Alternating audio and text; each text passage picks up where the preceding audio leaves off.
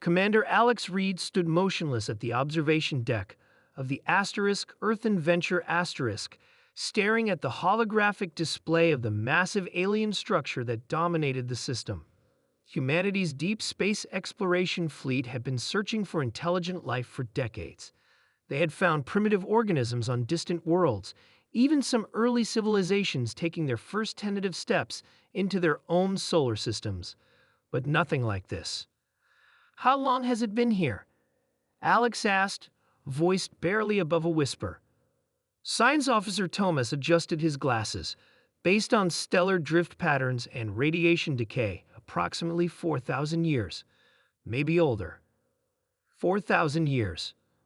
When humanity was still figuring out bronze tools, this civilization had been building megastructures in space.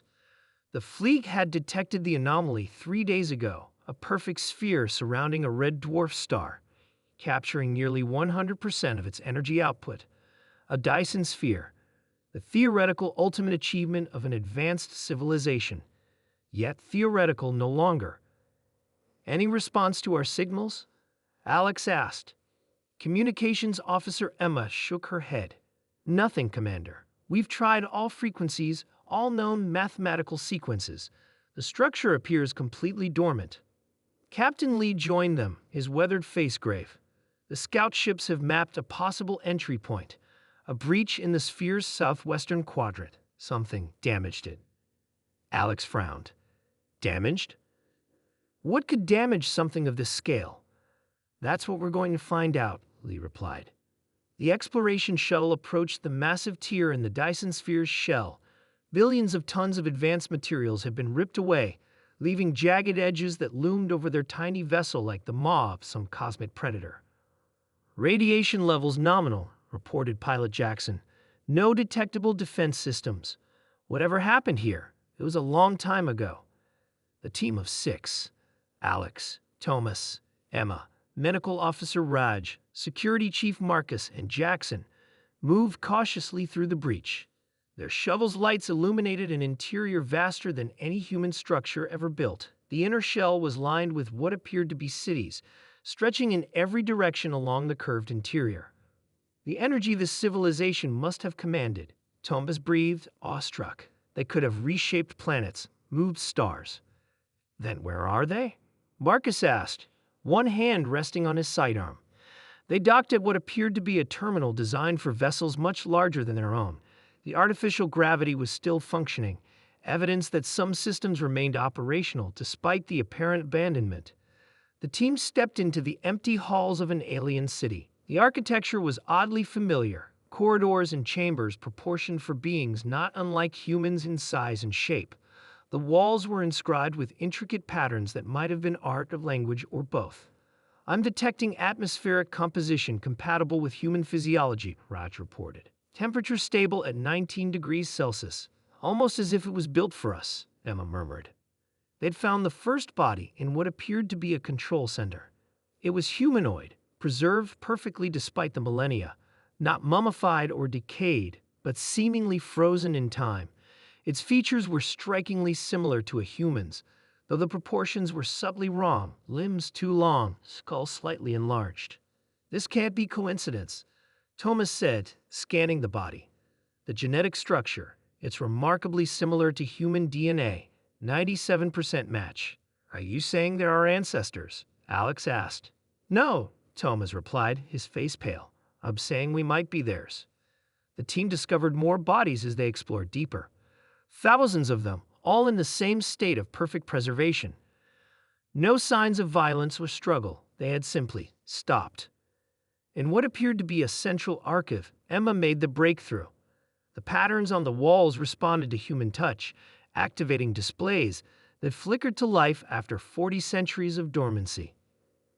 "I think I can interpret some of this," she said, fingers tracing the symbols. "It's not too dissimilar from Proto-Indo-European linguistic structures." The story that emerged was one that none of them had anticipated. The beings called themselves simply the predecessors. They had achieved mastery over energy matter, and eventually time itself. They had spread throughout their local galactic cluster, reshaping worlds to their liking, extending their lifespans indefinitely. They had become, for all practical purposes, gods. And then they had grown bored. They had everything. Emma translated, horror growing in her voice. Unlimited energy, immortality. They had answered every question, solved every problem. There was nothing left to strive for. The ultimate enemy wasn't some cosmic predator or rival civilization. It was simple entropy of purpose, the slow death of meaning in a universe where all challenges had been conquered.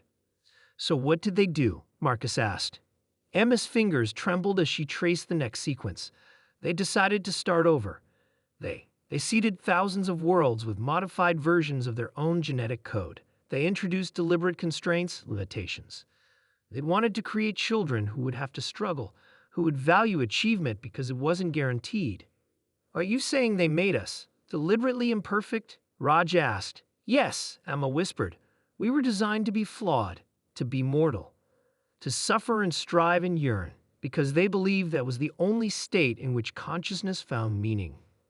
Alex stared at the preserved face of a predecessor, seeing now the uncanny resemblance to humanity and what happened to them. The final records told of a mass decision.